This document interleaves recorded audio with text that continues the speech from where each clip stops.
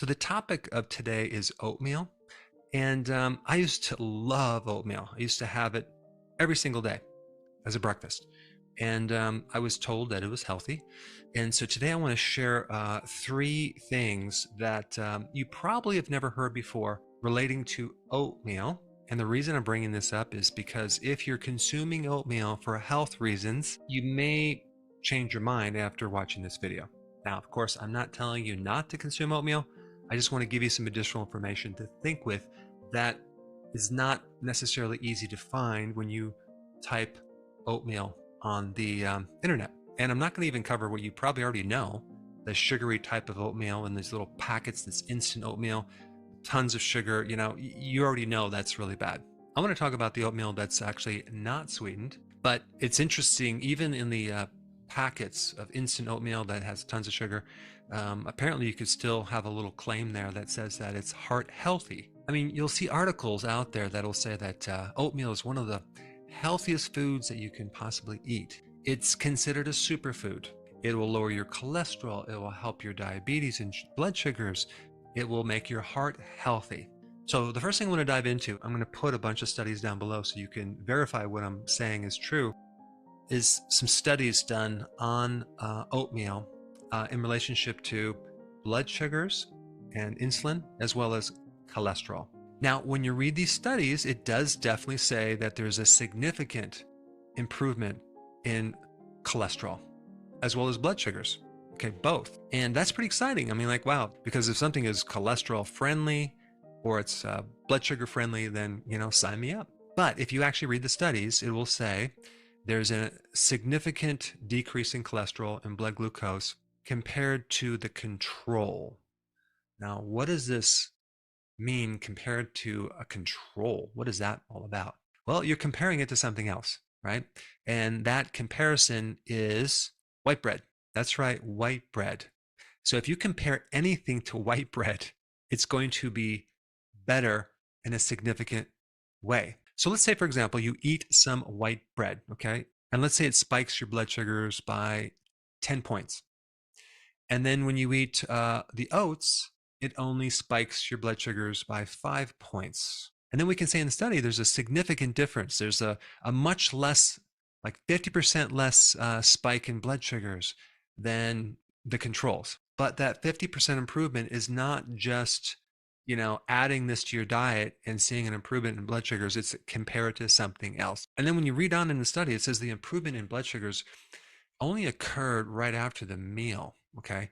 It didn't occur later on, probably because there's a nice spike of blood glucose when you eat white bread. So that was one point. The other thing that they mentioned in the studies is that part of the study was just consuming 3 grams of beta glucan, not consuming oatmeal, but just that compound, and that created a lowering of cholesterol. And so then by inference, we can just say, well, there's beta glucan in oats, and just by deductive reasoning, it then must create the same effect. But that's a little confusing because that's an isolated compound versus eating it as a whole grain. And then there's other studies that 29 participants enrolled in the study. They all had diabetes, and they did not see any change with blood glucose levels between the two. So when we talk about the benefit, there's only certain studies they're talking about. And so when they quote it's heart healthy, they're kind of cherry picking certain parts of studies and not giving you the full understanding of what it really is going to do to your cholesterol levels or blood sugars. In fact, the best thing I think you should do is just start testing your blood sugars when you consume it and then not consume it. And then you'll know for yourself. But also, I could not find any of these studies involving the instant oatmeal with all the added sugar. Okay, somehow those studies are really hard to find in relationship to them improving your blood glucose levels or insulin levels or cholesterol levels. The next topic is gluten-free, right? Because we all know that oats are gluten-free. Well, apparently they do have a type of gluten. It's called avenin, okay? And this protein has been known to increase cytokines, which are like an inflammatory response in your body.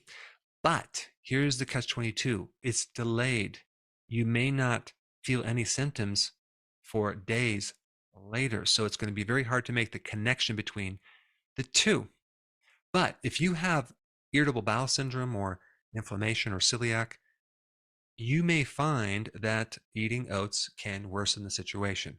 And you have to realize that these glutens, which is just a category of a lot of different types of proteins, is like one of the primary triggers for autoimmune diseases, especially Hashimoto's, which is a thyroid problem.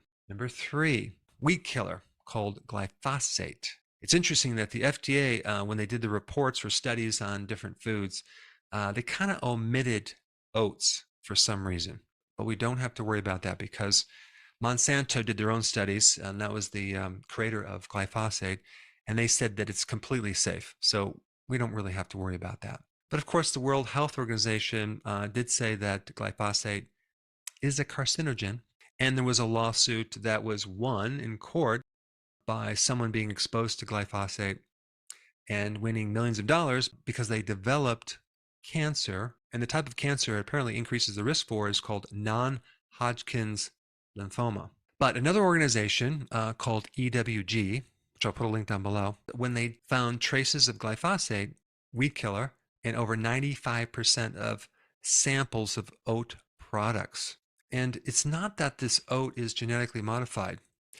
They use glyphosate as a pre-harvest drying agent because it can kill the plant really quick and dry it up.